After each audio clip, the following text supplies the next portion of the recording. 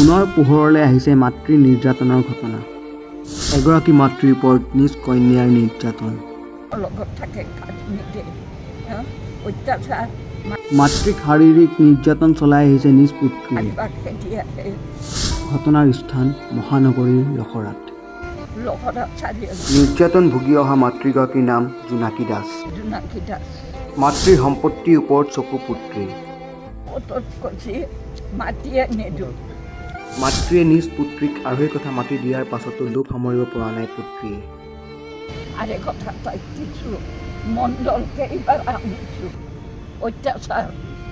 অৱশেষত গড়চুক আৰক্ষী থানাৰ কাষ চাপিলে অসহায় মাতৃগৰাকী।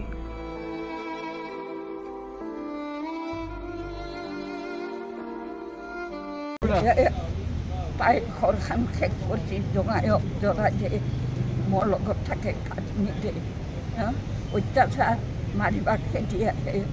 আৰু মই যদি ইয়াক জঙায়ক কিবা ক'লে কওঁ তেতিয়া একেবাৰে ৰেকৰ্ডিং কৰিব দিয়ে চলিকেইটা।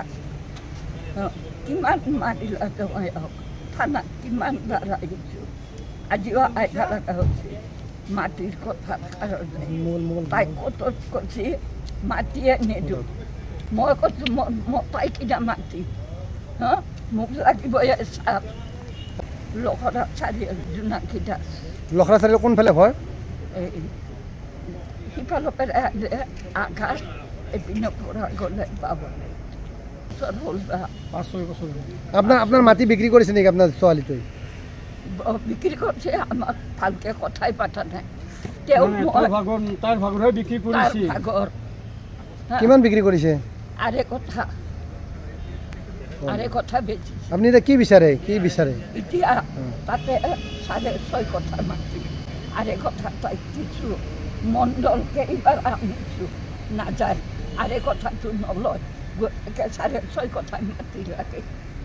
মই কি খাব নালাগে? মই মতাই কিনা মাতি হয়নে নহয়? মই খাব নালাগে, তাই বুজি ল'ব লাগে কি নালাগে। এই তালা গেটত তালা ভাঙো, এই তালা মাৰে তাই। অত্যাচাৰ। আপুনি কোৰ্টত কেছ কৰিছে? কোৰ্টত তাই নিজে কেছ দিছে। ঠিক আছে হ'ব।